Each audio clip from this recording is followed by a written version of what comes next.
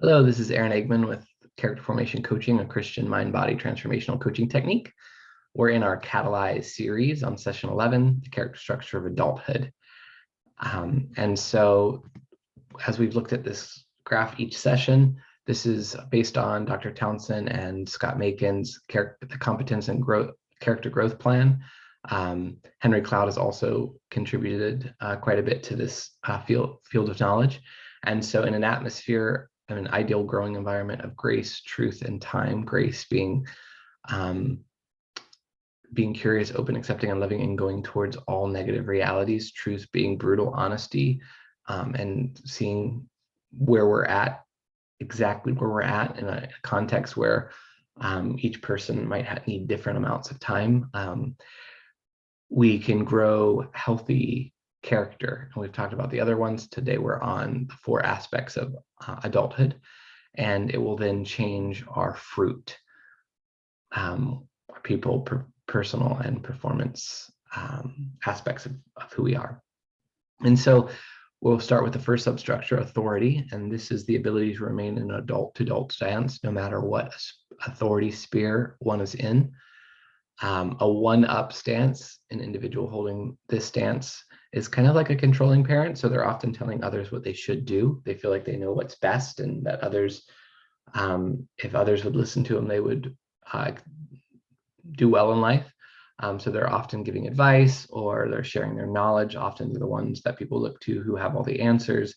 They're often the ones who look like they're being the most successful, especially in our Christian worldview. These are often the people that we put on pedestals, the examples that we make in the church, the people who are like seemingly doing everything correctly, or living the life that we're supposed to live, and having no you won't often find vulnerabilities with this individual, because they feel like they're doing really well in almost all spheres of life, and so they should really feel like they're showing others how they should live. But they're not very in touch with their vulnerabilities, and they're definitely not able to really bring their emotions and needs into a relationship in a mutual way. They will default to, and in marriages, often there's one spouse who takes more of a one-up stance and one spouse that takes a one-down stance. Even in marriages, having one person in one up and one person in one down makes sex difficult. As it feels weird when one person's a parent and one person's a child. That's just not how God designed sex, to be among children, but to be among adults. And so as we'll be talking about the adulthood and sexuality, we can see how all of these 4 are connected. And so if you're in a one down stance or one up stance in your marriage, or in a one down stance, then it will very much be difficulties in the sexual arena, and then there'll be a lot of issues there too. So owning one's authority will help one in other areas too, as we talk about it. So controlling parents are often the ones who are trying to lead in all spheres. Like one down stance are people who are always looking for approval-seeking children. They're always looking for another person's either approval, or they're looking for their decision to be backed by somebody in authority, or they're always asking for permission. Is it okay if you can definitely know the way that people speak, if somebody's in an approval-seeking child position, because they'll often be seeking for permission to do things. Or one down stance, often when there's an authority figure in the room, it's like there's kind of like some sort of like insecurity that rises up inside. Maybe you act a little bit different, or it's as if like you kind of don't have your full adult functioning when there's somebody that you're really seeking approval from. And so one thing that used to be and I used to be, especially in a one down stance in a lot of arenas in my marriage. And so I would always like be reporting to my wife, like, how I'd been productive during the day, or I had, at one point, it was like I couldn't own my authority to like purchase something that I wanted. And so when I would purchase something that I wanted, I would then hide it, or just not tell my wife that I had purchased that, because I was like worried that she would disapprove, and I was so afraid of her disapproving that I wouldn't tell her what it was that I purchased. And then of course, when it came in and she found out, and then, it was worse because it looked like I was deceiving her. And so deceiving was way worse than actually just owning my own authority and saying, yeah, I purchased that. And like just owning, yeah, I actually wanted to, and I chose to do that. And so that, so many times when someone's in a one down stance, there's either deception or there's hiding of because they're afraid that if they share their actual choices, that people will disapprove of them. So an anti-authority stance is it's someone who often feels a whole lot of anger towards people in authority making decisions. And so often they will chafe against anyone in authority. And they'll have a lot of anger towards decisions that are being made. An adult to adult authority is mutual respect, even when positional authority differs. So that means even a boss to an underling, it's like you can be adult to adult. Somebody discipling, if you're discipling another individual, you really hold others to owning their own spheres of authority, owning what they should owning, and you own yours. And so adult to adult is, of course, a healthy stance, and the stance that takes a lot of character structure to be able to hold in relationships. And so that's where we're going. And so you can see the 4 substructures there. In adulthood, we've got purpose, sexuality, authority, and competence. We're in authority right now. And so for level 1 in authority is recognizes differences in preference or opinions from authority figures in one's life. Level 2 owns decisions and can express opinions and decisions to authority figures. I choose to. And level 3 maintains respectful adult to adult stance in all relationships and able to confront or submit to authority figures. Matthew 8:9, this was Jesus talking. I myself am a man under authority. Or actually, this is the centurion talking to Jesus, saying that, I am a man under authority with soldiers under me. And Jesus really respected that and then honored that authority. And so I just thought that was a cool Bible verse about authority in Scripture. So we, instead of owning our own authority and making our own decisions and owning our choices and owning what we want, and really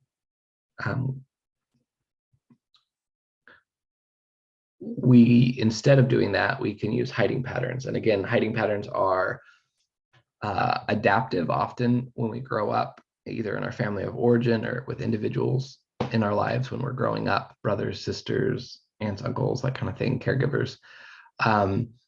If one of our caregivers is in a one-up stance, then often we'll default to a one-down stance. Or if one of our caregivers, if we watch our parents and one of our parents is in a one-down stance, then we'll often default to a one-down stance in some relationships. And so, and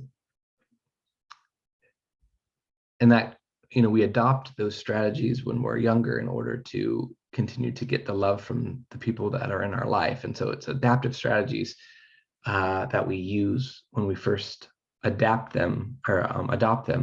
But when we grow up and we continue to use the same strategies we used in the past, and we are now adults, we're no longer children, it doesn't work. And whenever we're not owning our own authority, there will be lots of issues going on in our own life.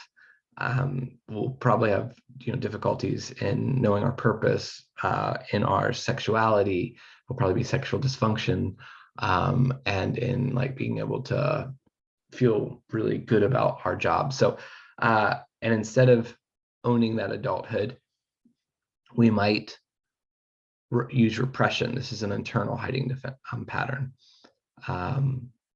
we suppress our thoughts and emotions that might cause disapproval. So we just never allow ourselves to think or feel in certain ways that if others knew that we were thinking or feeling that way, we would lose approval. So we just dismiss them from our minds. Don't think those thoughts. We don't feel those emotions. Although they're there and they're still acting out, we've just lost touch with them. Soapbox or reaction formation is when we spend a lot of time honoring authority while at the same time despising authority. And so what we're saying doesn't match how we feel inside. Undoing attempts to erase rebelliousness through artificial acts of sacrifice and love. And so instead of, like, although rebelliousness is inside of us, we try to not feel that or allow ourselves to go to those places and we do so through our behaviors. We do acts that say the opposite. And so we can convince ourselves that rebelliousness does not exist through our acts. Intellectualization, I can control my emotions by changing my beliefs, retreats from processing emotions through logical thinking. So always in your logical mind, but not allowing your emotional brain to feel or think. We do that a whole lot. Cognitive behavioral therapy often teaches and trains us to do that. We have this idea in the church with this train where we have fact, or faith, then fact, then emotions. And, we talk about how when we have faith, then we'll make ourselves think fact. And then when we make ourselves think fact, our emotions will follow along. Our emotions are the caboose. We've heard this thousands of times in the church. That is intellectualization, rather than just allowing our emotions to be exactly where they're at, getting curious, open, accepting, and loving, understanding that if we understood where they were at, it would make sense and why they're coming up, and then really allowing ourselves to process all that's associated with that character deficiency and just allowing ourselves to have it, and transforming the actual character structure of the roots of disconnection from God, people, and our spirit-led self. So guilt turns anger inward by feeling self-condemning emotions and thoughts to protect ourselves from criticism of authority. Rationalization makes excuses to avoid taking ownership of decisions and adult functioning. There will always be a reason why. Somatization, body pains resulting from unprocessed emotions, pains with no medical basis. Often when we aren't able to own authority, we'll feel like our physical body can have pains. I know I was working with individuals the other day in which it was like back pain. And then when they were able to own their authority and, really own who they were and what they wanted, the pain went away. Approval seeking child, is it okay if I do this? So this is now relational hiding, what we do in relationships. So is it okay if I do this? Needs permission for actions. Controlling parent, you should. One-up parental stance with individuals, presents self as an expert on most issues. Rebellious child, questions and rebels against authority figures behind the scenes. Obsessive compulsive, I can't deal with what's on my plate until I finish what's already on my plate, or I can't deal with that until I finish what is already on my plate. They never deal with the issue. So always having like their life full of things. So they never have to actually own certain aspects of their character deficiency. Addictive and compulsive substitutes taking on adult responsibilities or owning authority for activities or substances. So if you haven't already, select at least one internal and at least one relational that you default to most in your life, and then begin to recognize when you're defaulting to that. All right, so let's move on to sexuality. So sexuality is the ability to have a healthy relationship with, understanding of, and embracing of one's own sexuality, whether single or married. And so this is a truth aspect of things. Sex is for adult only between a man and a woman, an exclusive covenant with a marriage relationship. It is connected to morality through the understanding of God's design as revealed in the Bible. That's got to be our starting point, as God is the one who sets truth. Now, the character structure of sexuality is, how do we deal with our own sexuality? And, when we're growing up, we're exposed to sexuality, especially because sin is in the world. Often the sexuality that we're exposed to is darkened and disconnected from God and from the Bible of God's design. And so we have a hard time feeling and dealing with sexual excitement, when God's plan is for us to be able to, when we're going through different times in our life, especially puberty, we learn to begin to own our sexuality, and we might even learn what feels good, what doesn't feel good, what we like, what we're attracted to, what we're not attracted to, and we learn to be okay with our physical body responding with sexual excitement, even when we're not married. And in a context of, a mom and a dad who could help them emotionally regulate, feel, and deal with what's coming up, and be able to handle it appropriately, it can be a very powerful and beautiful thing. But often what happens is we're exposed to sexuality in a darkened and disconnected way. And this is called imprinting. And on whatever we first start feeling sexual excitement with, especially if it's like, no, not just especially, just however we're first feeling and dealing with our sexuality, or feeling sexuality and not feeling and dealing with, it starts getting connected in the brain. And so, like, for instance, if you're first exposed to sexuality through, like, say, pornography, then there's a darkening and disconnecting. Sexual excitement is now paired with disgust, or paired with some other negative emotion, fear, or fear would be, with abuse, when you might start feeling sexual excitement and then feel fear, or, disgust, of course, would be with abuse too. And so there's a lot of abuse that happens. I think it's 1 in 4 people in college get abused, and then before that, I imagine it is even more. And so, I do a lot of groups, and I know that there's a whole lot of abuse that happens, both male and female. And so, there's so much stuff, especially it can get confusion, like if you're exposed to pornography from the opposite gender, or of the same gender, you can start thinking, you get sexually excited because you're seeing sexual acts or sexuality, and so that excites you, and then in your brain, you wonder if maybe, like you have a lot of confusion inside with in your day-to-day life. It's like you're getting sexually excited from somebody of the same gender, but if we just got curious, open, accepting, and loving, and understood what was coming up, it would make sense. Our brain is an amazing instrument, and so often whatever we're exposed to gets paired in the brain, and there is a ways to unpair those emotions. And like, for instance, when, like, say, abuse happens, there's the disgust of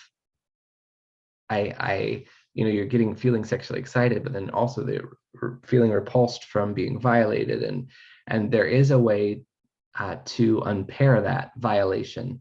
But one of the ways is to be like, wow, it's amazing that my body could respond, even though it's a horrible environment, like that you're being able to be stimulated and physically respond. That's a beautiful thing, even when in horrible environments. Like, God created our body to respond, and that we can respond. And so being able to see the strength of our body responding, even in bad, negative circumstances, or even when it's like when we're watching something we shouldn't watch, and like we respond physically, to be like, wow, like my body can respond, and really allow the beauty of God's design, that our physical bodies are wired to respond with sexual excitement when either stimulating images or physical touch, even when in non-ideal circumstances.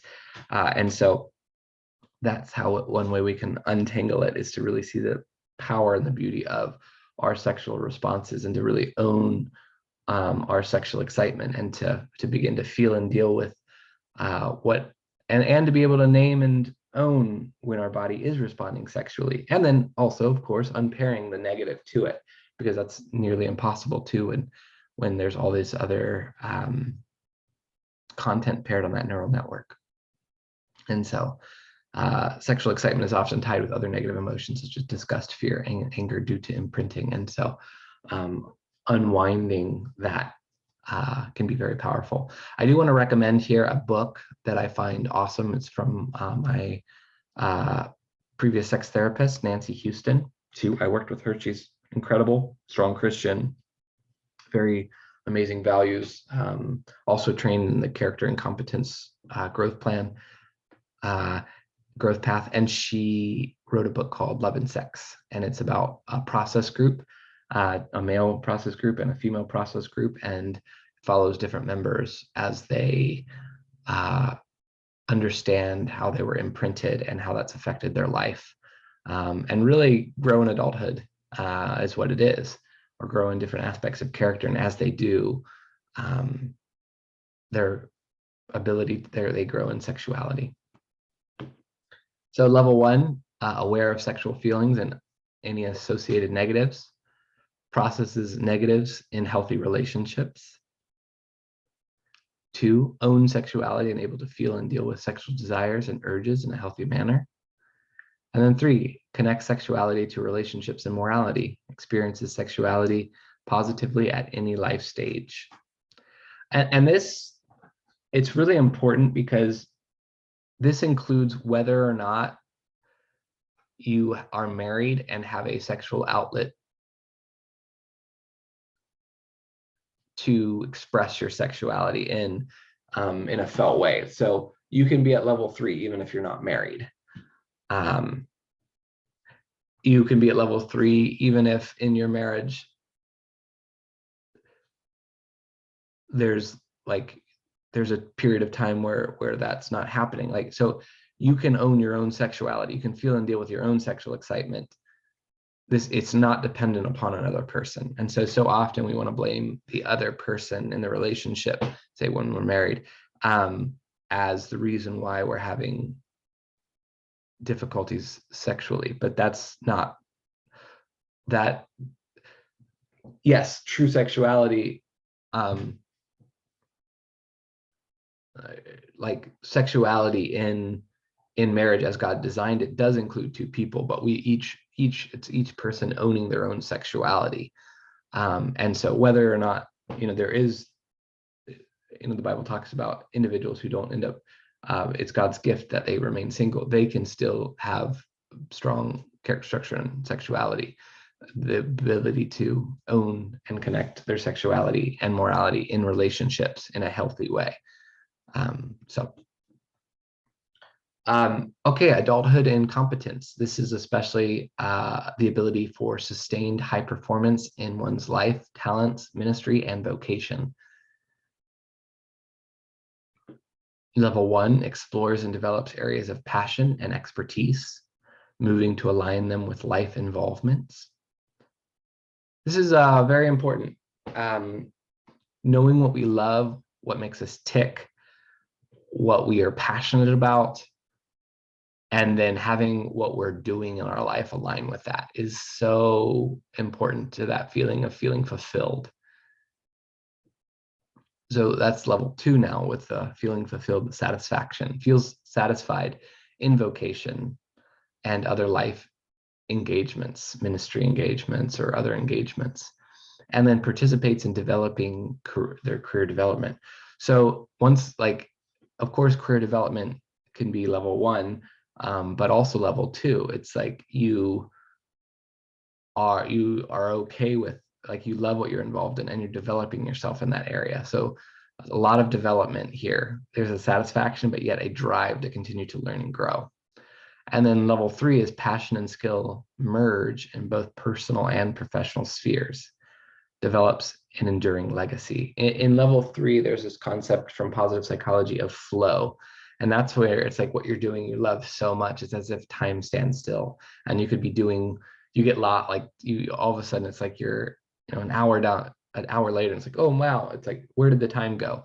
You're so lost in the, what you're doing. It's you're so passionate about it. Adulthood and purpose, the ability to find meaning and fulfillment at every stage of life. This is also having to do with your faith, your belief in God, your relationship with God, your mission. Who are you as a person? How did God make you? What is God's plan for your life? Are you living it out? Are you feeling fulfilled doing what God's called you to do? Vision is what you would like to see happen in your life. So like, for instance, the faith aspect is your relationship with God, your prayer life, your feeling of intimacy, your attachment relationship to God. The mission for me, and one example of that would be, I will transform lives by being a coach, pastoral counselor, and a catalyst in people's life. And so no matter where I go, or no matter what I do, or no matter where I am or what I'm involved in, I'm doing that.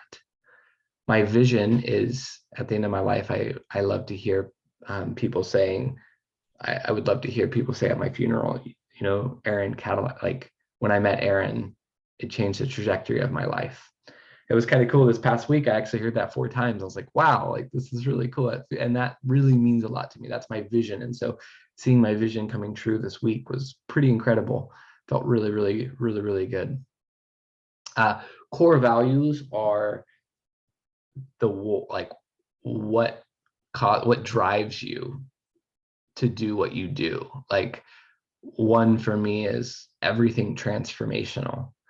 And that means that everything I want to be involved in is enacting deep transformational change, not just counteractive change, but is addressing the characters, addressing the root of what's going on. Another one is what I call incarnational experiencing, meaning going to the deep places inside of myself and encountering Jesus. What would Jesus be like towards my own vulnerabilities? Him being curious, open, accepting, and loving, and going towards all aspects of me, and then me embodying Christ in relationships and going towards others' vulnerabilities.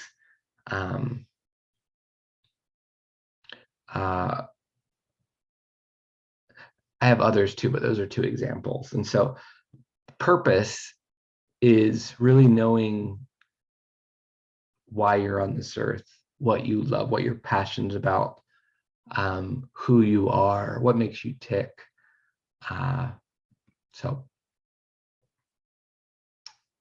Brutal honesty is another one of my values. Grace and truth, the maintaining a curious, open, COAL, curious, open, accepting, and loving stance towards me and others. Brutal honesty, everything transformational. All these are big ones for me. Okay, level 1 on purpose cultivates an intimate relationship with God that impacts one's daily life. This is the foundation. The other ones are really, really hard to get when we don't have that strong relationship, and really that attachment bond with the Lord. That impacts everything. It impacts what we do. It impacts like our ability to connect with Him. 2, lives life from a place of mission, vision, and core values, and impacts others to do the same. And then 3, disciples others in their purpose and calling and can renegotiate purpose at every stage of life. So no matter what happens, no matter if you're stopped in one arena, you can still find that. Also, what you're gifted and talented in is being able to reproduce yourself. That's especially at level 3, is that you're reproducing others to do what you do well and who you are as a person. Others are beginning to pick up your values. All right. If you have any questions, feel free to email me at characterformationcoaching@gmail.com. Thank you for joining me today on this time. I hope it was helpful. If you're following along with the homework, you could read Changes That Heal, Becoming an Adult, or Hiding from Authority and Adulthood. If you haven't taken the TPRAT, you can do so. If you have the book, People Fuel, there's a code in the back of that book in which you can take the Townsend personal and relational tool for free. So, all right, thanks for joining me. Bye-bye.